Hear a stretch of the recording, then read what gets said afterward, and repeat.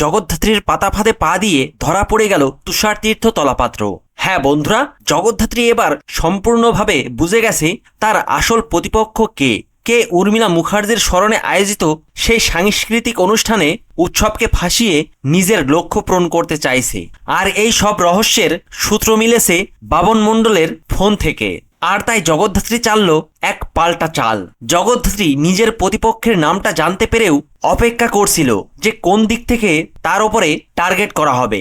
আর সেই কারণেই জগদ্ধাত্রী ইচ্ছে করেই তার প্রতিপক্ষ শত্রুদেরকে আমন্ত্রণ পাঠালো ওই অনুষ্ঠানে আসার জন্য।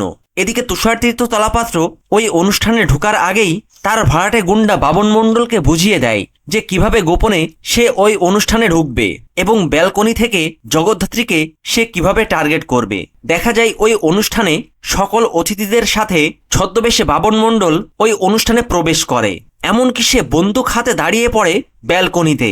আর সেই অনুষ্ঠানে হাজির হয় তুষারতীর্থ তলাপাত্র, তার ছেলে টিটু ও লিলিপুট।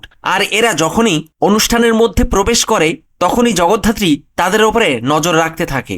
এরপর টিটু ও লিলিপুট যখনই বাবন মণ্ডলকে ইশারা করে, আর ইশারা পেয়ে বাবন মণ্ডল যখনই জগদ্ধাত্রীর ওপরে গুলি চালাতে যায় তখন জগদ্ধাত্রী ওখান থেকে মুহূর্তের মধ্যেই সরে যায়। এমনকি বাবন মণ্ডল সাথে সাথেই পুলিশের হাতে ধরা পড়ে যায়। আর এদিকে টিটু, লিলিপুট ও তুষারতীর্থ তলাপাত্র যখন ওই অনুষ্ঠান ছেড়ে পালাতে যায় তখন জগদ্ধাত্রী ও স্বয়ম্ভু তাদেরকে গ্রেপ্তার করে নেয়। হ্যাঁ বন্ধুরা, এভাবেই জগদ্ধাত্রী ফাঁদ পেতে তার চিরশত্রু তুষারতীর্থ তলাপাত্রকে গ্রেপ্তার করে। আর এই সবটাই আপনারা দেখতে পারবেন জগদ্ধাত্রীর আগামী পর্বগুলোতে।